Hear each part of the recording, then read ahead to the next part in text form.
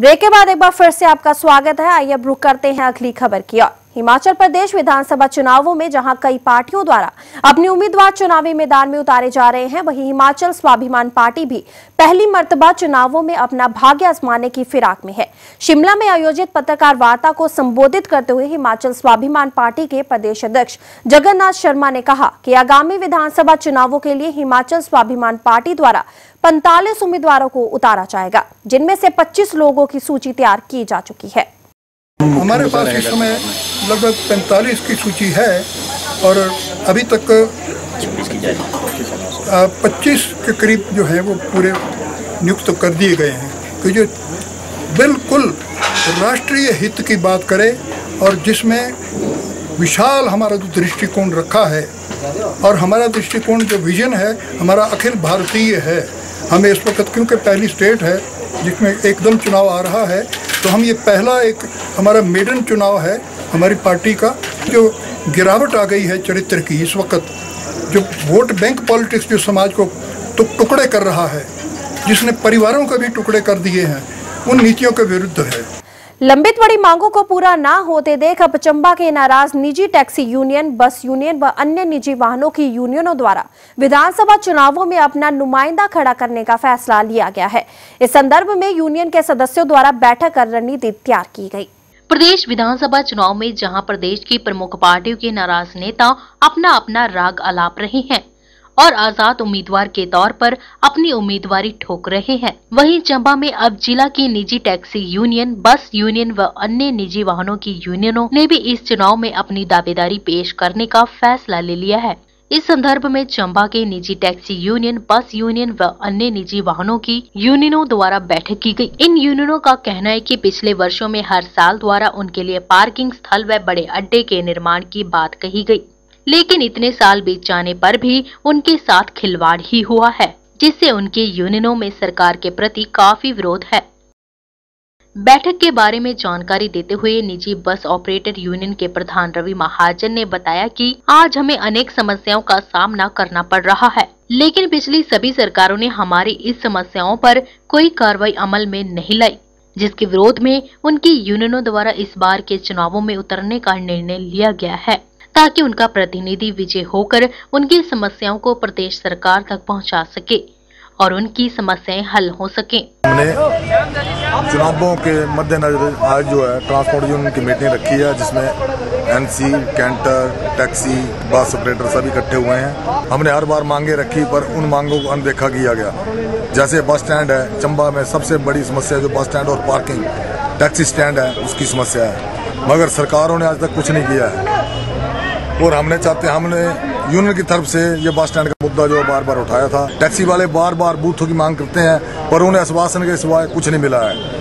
मैं ये चाहता हूँ कि जो सरकारें हमें कुछ तुच्छ समझती हैं, हम उन्हें बताएंगे इन चुनावों में कि हम भी कुछ कर सकते हैं। चंबा से पुनीत मल्होत्रा, 7C हिमाचल आजकल। रेणुका विधानसभा क्षेत्र में इस मर्तबा भाजपा को बगावत का भारी नुकसान उठाना पड़ सकता है। जी हां, भाजपा के पूर्व प्रत्याशी बलबीर चौहान के करीबी रिश्तेदार व जिला परिषद सदस्य शिवचंद ने भाजपा के टिकट आवंटन से नाराज होकर आजाद चुनाव लड़ने का ऐलान कर दिया है, जिससे भाजपा को खासा नुकसान उठाना पड़ सकता है।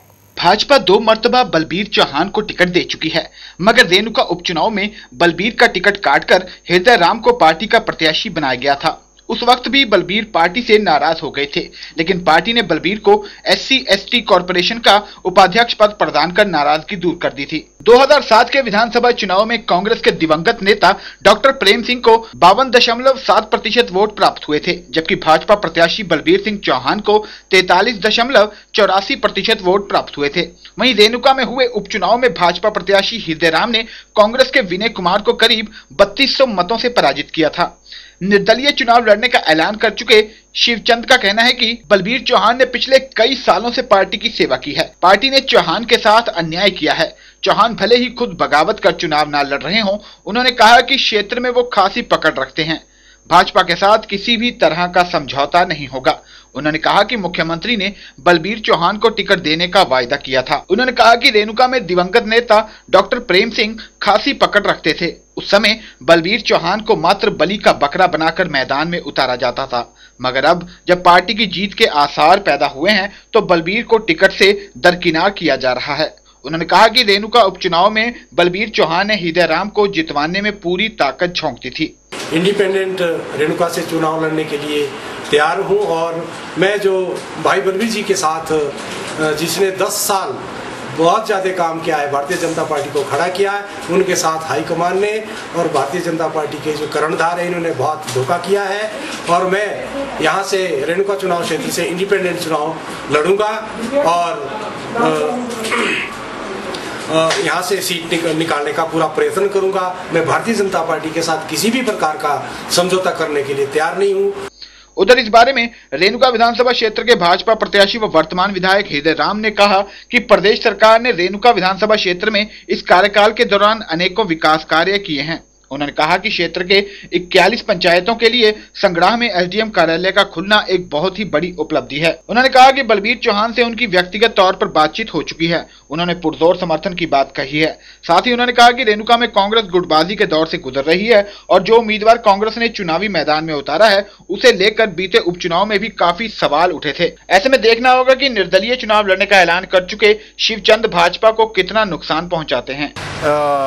भाई बलबीर जी हमारे पार्टी के प्रदेश के सचिव हैं और धूमल साहब ने जैसा कहा था ऐसा उनके साथ करके दिखाया।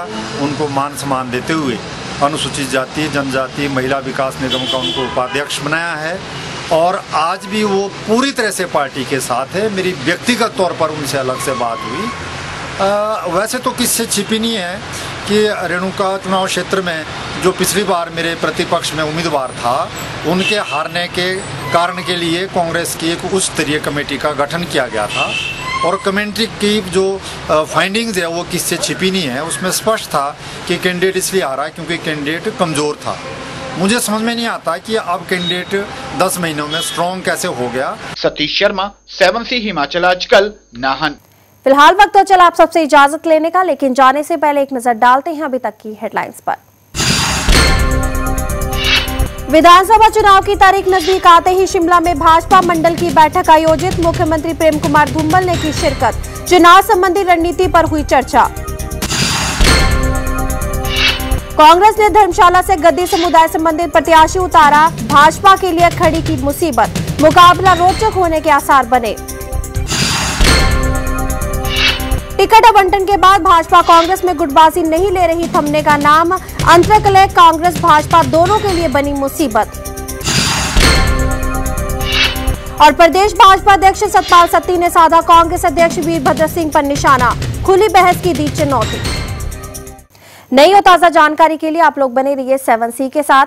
इसी के साथ मुझे यानी छवि को दीजिए इजाजत। हिमाचल की पल पल की चुनावी सरगर्मियों की जानकारी हम आप तक पहुंचाते रहेंगे हिमाचल आजकल के जरिए। तब तक के लिए मुझे यानी कि छवि को दीजिए इजाजत। नमस्कार।